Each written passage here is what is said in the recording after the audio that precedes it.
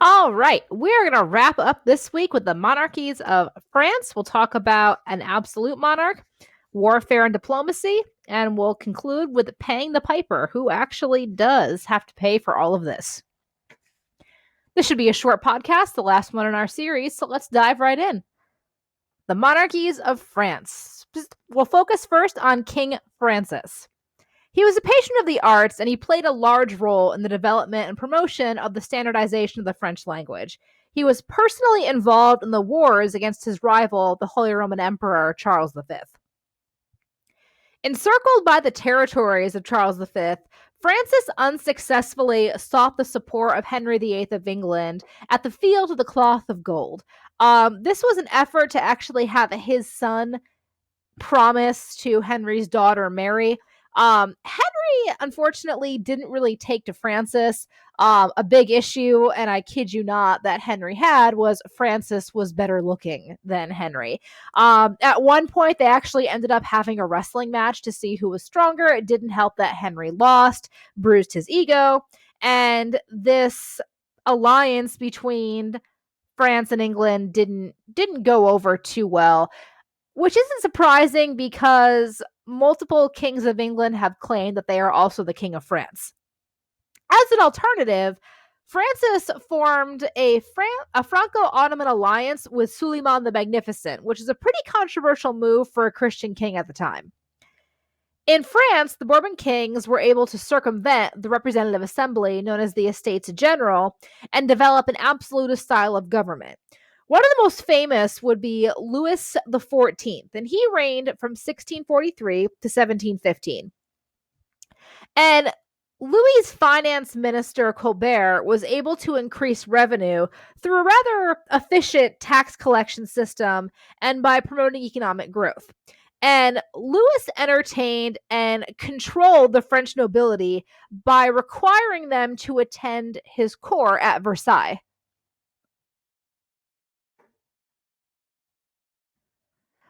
Speaking of absolute monarchs, let's talk about Louis XIV a bit more. He was named king at the age of 4, and he was aided by a Cardinal Mazarin until 1661. Louis believed that the monarch personified the state, and he was nicknamed the Sun King. His personal motto, I'm not even going to try this, but translated means I am the state. He limited the power of nobility and the Catholic Church, and he also increased the size of French bureaucracy. He used mercantilism to increase the wealth of France, and because he used mercantilism, he was able to control trade. Again, his Minister of Finance, Jean-Baptiste Colbert, used mercantilism to balance the finances, as well as to reap the benefits of colonies France had in North America and India. And he built the Palace of Versailles. If you don't know what that looks like, it is a gorgeous palace. It is used as a symbol of French power and wealth. And all of the routines within the palace were managed by Louis. Nobility competed against each other to perform rather menial tasks for the king. Who can wash his hands? Who can put his shoes on? Who can help him with his wig? I kid you not, guys. These were honorable positions. So if you ever think your job is bad, like if you're working somewhere and you're like, oh, this stinks, there was a job called the Master of the Stool. Think about that and what it actually means. The Hall of Mirrors. This is where Marie Antoinette got married. So what you'll notice, these mirrors are a perfect reflection to each window. Makes it very bright. The light goes on forever. She got married in this hall with her dress that had about 50 pounds of diamonds on it and other precious jewels. I don't even want to know how much that cost. But yeah, beautiful, beautiful palace. Warfare and diplomacy. Constant warfare in early modern Europe led to a military revolution in which cannons, muskets, and commoner foot soldiers became the mainstays of European armies. These armies grew in size, and most European states maintained standing armies, except England, which had a standing navy.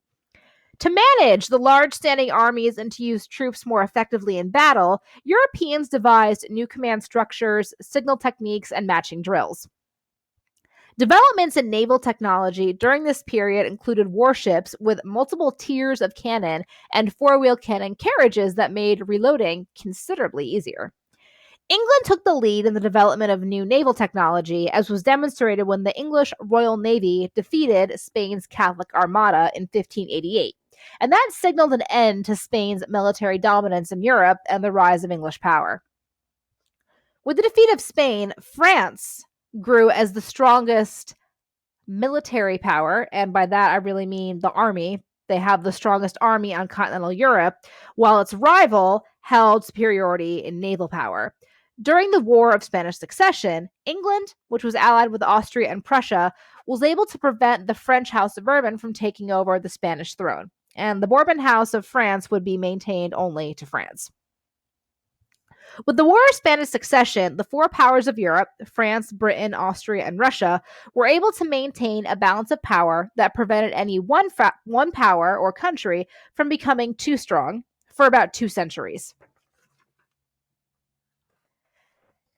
The Spanish Armada, take a look. The journey, the battles, the victories, the defeats.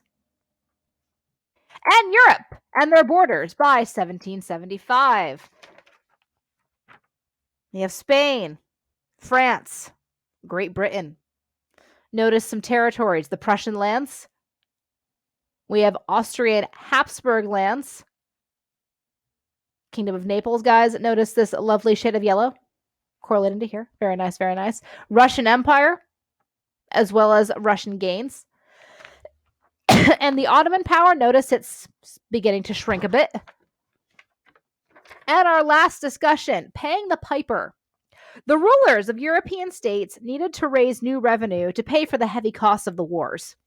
The most successful made profitable alliances with commercial elites. Others relied on what's called tax farming, which is never an efficient solution for the collection of revenue. Basically, you pay someone to go out. Someone owes you $200.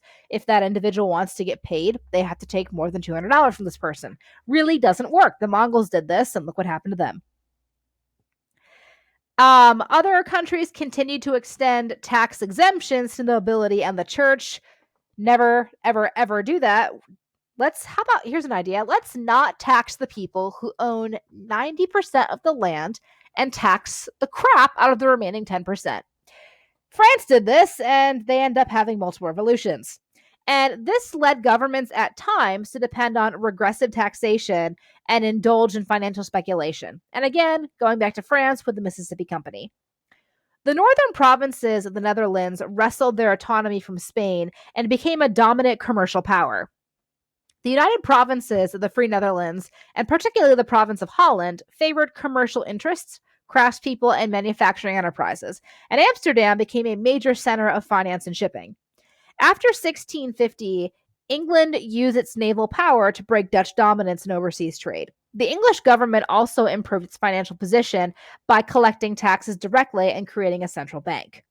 The French government streamlined tax collection, used protective tariffs to promote domestic industries, and improve the transportation network. The French were not able to introduce direct tax collection, tax land of nobles, or secure low-cost loans, which will eventually lead to their downfall. All right, and our final map of the day. All right, if you guys have any questions, shoot me an email. And as always, have a great one. Cheers.